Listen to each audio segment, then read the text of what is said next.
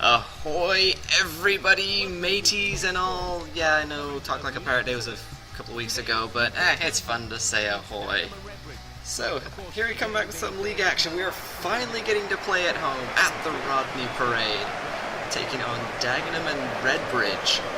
Let's open up with our squad, shall we? We've got Silbera staying in goal, at least until he makes a mistake. I'll figure I'll switch out the keepers once they mess up. Right back, Marco Somoza back on the sheets. Ismail Yakubu and Darren Jones in the middle of defence. Kumalo on the left. We got Ryan Jackson getting a start on the right of midfield. Give Bejarano a bit of a rest. Here we go, look at the list. So Michael Flynn and Adam Chapman are in the middle of midfield. They're probably going to be my main two guys for this first season at least.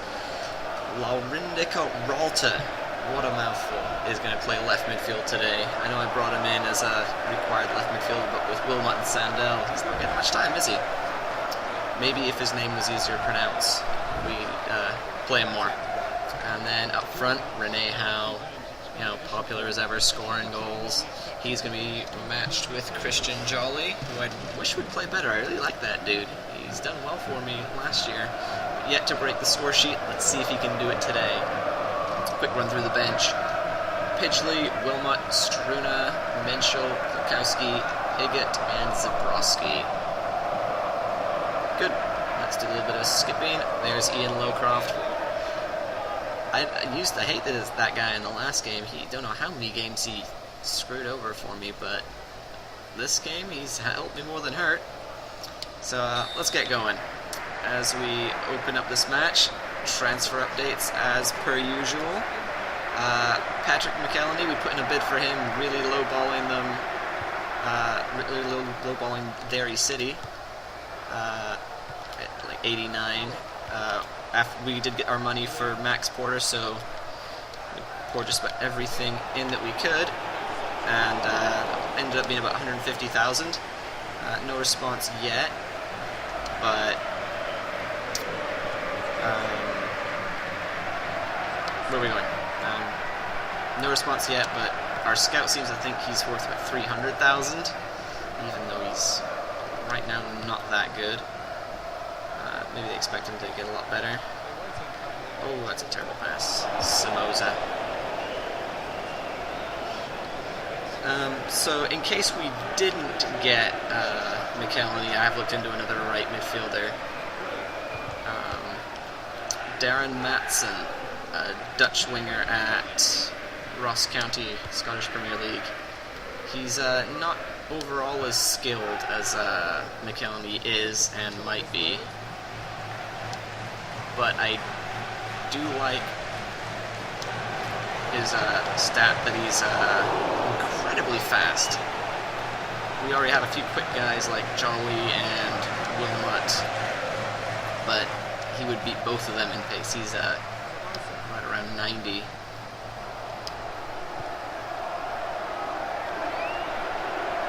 Now we got ball to break into the box, having to go push behind. Okay, I think we got all the intro stuff taken care of. Let's move back on our trek through FIFA history.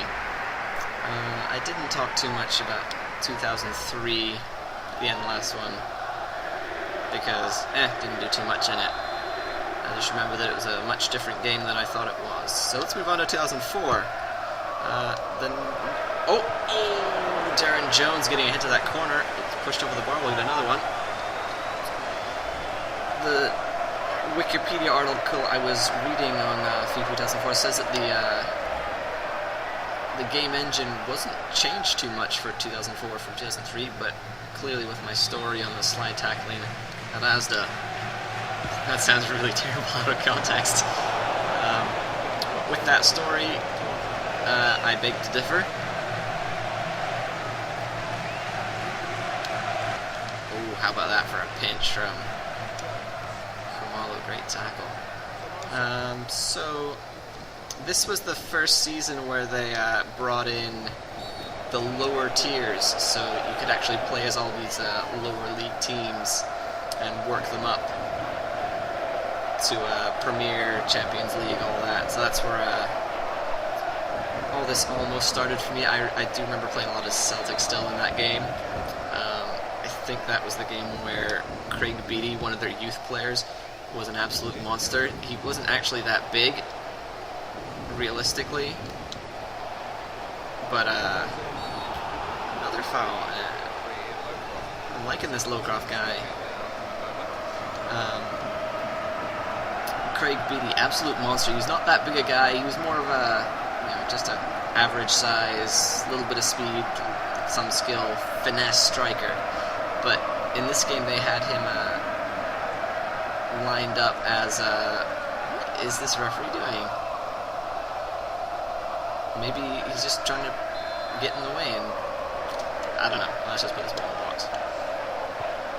Oop, that's too far past the box. So Craig Beattie was an absolute monster. He was about twice the size he should have been, and was so good in the air. Scored so many times, even though he was just really just came out of the youth academy. I think further on I did start playing as the lower English teams. Let's see, who did I pick to start with? I think it was probably Swansea while they were still hanging out in the bottom tiers. Of course, they've since worked their way up and done very well. So that's where 2004 was at for me. 2005, not too much different. I think still mostly Celtic. And a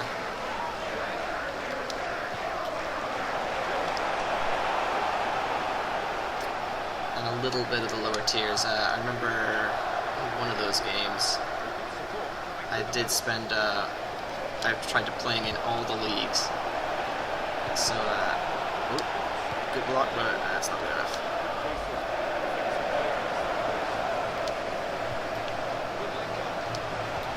Let's just move the ball around, try and find an opening again.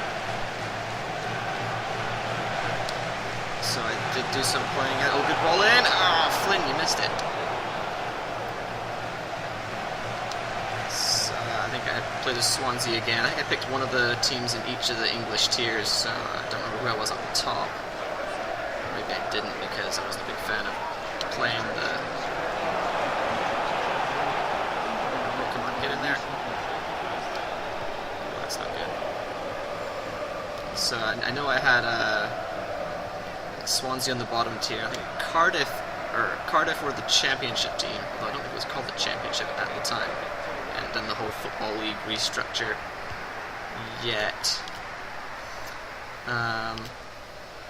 So I think my League One team, or whatever the equivalent was, second division or something, was Wrexham, who have since dropped out of it. There's Flynn making the tackle, saving that. So while I played a lot around, I don't think I made any real progress in any single league in 2005. I do think 2005 was the game where I started playing a lot of online. I participated in a set-up online tournament. Went to the website, signed up, got assigned a team. Strangely enough, I was the last person to join, and I got assigned Barcelona, which, was fairly good, since I do remember the heading was way overpowered, and when you've got, I don't know who the fast guys on the wing were at the time, but I know it was Samuel Eto'o down the middle. You just cross the ball into him, and goals happened. I was okay. There was a guy that played Juventus, and another guy that I played friendlies with regularly. And I think I always lost by a goal. There were always high-scoring games, 6-7 and that like. But I did okay in the league overall. The best story I have from that experience was the guy who was the best, far and away, destroying everybody. He played as Deportivo La Coruña, another team that have fallen off the radar.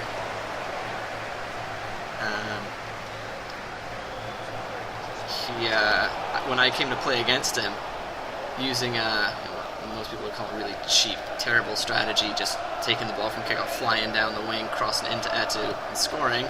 I went up 2-0 on him in like the first 10-15 minutes, at which point the connection mysteriously just cut out, and the connection cut out, and he's blaming me, saying, "Hey, why would you quit?" And, of course it wasn't me. I've never quit any game in my life. Even if I'm losing heavily, I still play it through, because that's when you learn the most, is when you're playing against the guys who are way better than you. So he blamed me. Bit of a dirtbag, if I say so myself. Oh dearie me. Don't want the ball rolling across my 6 like that. And so when we went to the replay, he figured out my strategy and did put 6 or 7 past me, or however many it was. I really don't remember that much past the first part where I was winning. So halftime, 0-0. It's kind of becoming a standard for us, isn't it? Having trouble scoring goals. So let's take halftime as a good spot to move forward. Except for Dagenham here. Don't really care. 2006. That was, let's just say that was my second favorite after FIFA 98. It was incredible. There were so many great new features that got added on, and I'm mostly a career mode player, so there were a lot of good things that they used to develop career mode, and it became one of the best things, one of the best games in the series for me. Normally I judge how good I think a game is based on how much time I spend playing it. So most of the games that I'd been playing, I would get maybe 3, 4, 5 seasons through a career mode, and I consider that fairly good. That's about my average, at least in terms of frequency.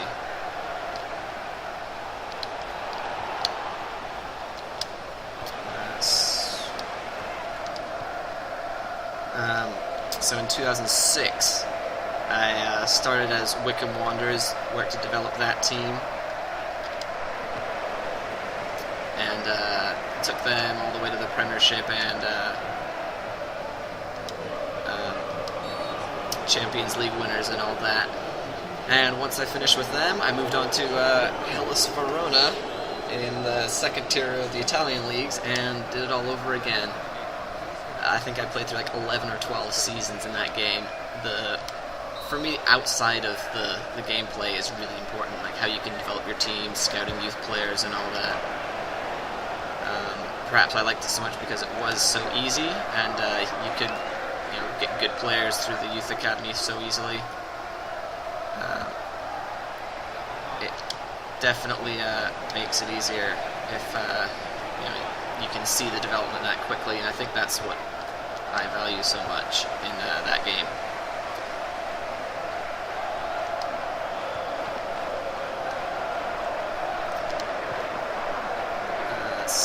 What else did I want to talk about? I want to talk about some of those features that they did put into that 2006, and it was the first one where they, I think they brought in the youth scouting thing, where you could send out a scout and bring in some good youth players, and of course just fictional ones because they they didn't have the future set programmed into the game yet.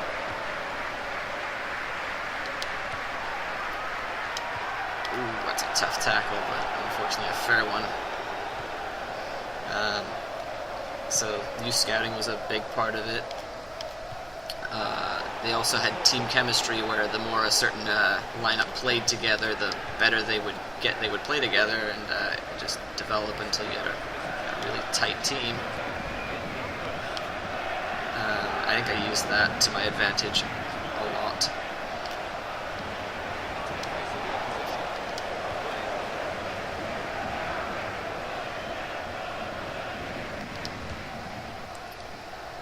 Come on, guys. Bears are not playing well. So, there was also the ability to build up your stadium and staff. So you can improve your stadium, which would allow more supporters to come in. I'm pretty sure you could change your ticket sales as well. And I know that money was a bit more complicated than it is at the moment. You had to sign a sponsor. Whoa! That was a whole lot closer than I thought it was going to be. Did the keeper touch that? Are we getting no corner. Let's make a few changes. We're really not on the ball that much, so it's hard to say where we need the help. Let's bring Chapman out and bring on Kukowski. He's a little bit more help up front. That'll do for now. The ball away cleanly. So yeah, you would sign a sponsor, and you got to pick them based on the amount of money they'd give you, and there's also bonuses. So some of them would have a fairly decent weekly allotment, but would have really bad bonuses if you won the league or won a cup or whatever. But some of them would give you fairly low weekly, but a huge bonus if you fulfilled their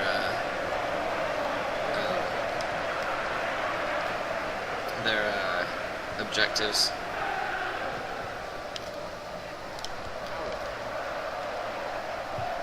I kind of like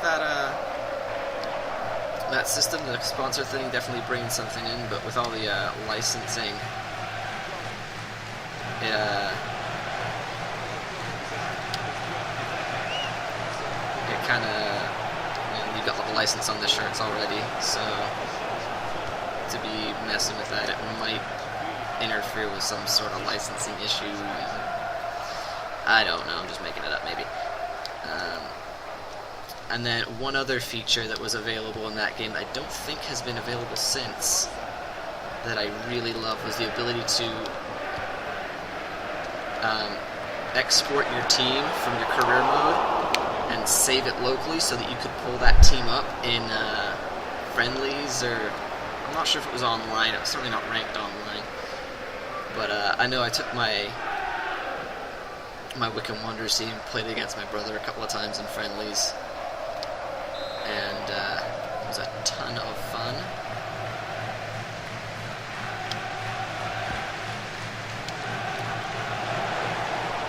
Oh dear, that's a terrible touch.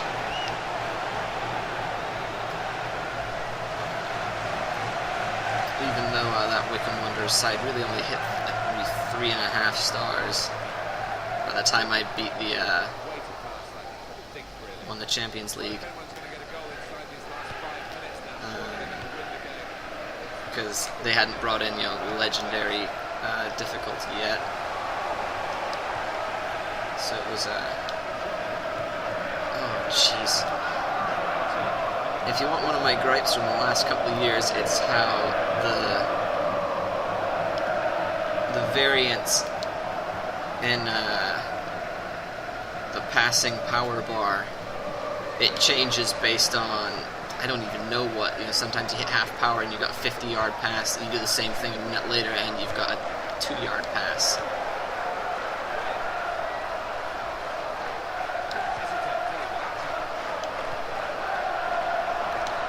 It might change based on the player, it might change based on whether you're using the normal pass or the through ball. Michael Flynn looking to have a shot, but just taken off him.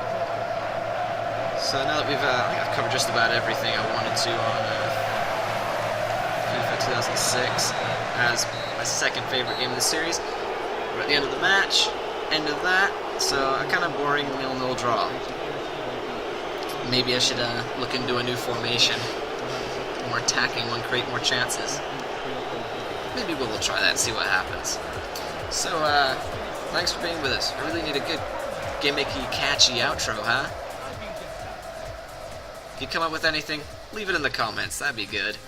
Like, subscribe if you want to, and perhaps we will see you in the next video. Might be a league game, might be a cup game. Don't really remember, but you'll find out then. Thank you. Goodbye.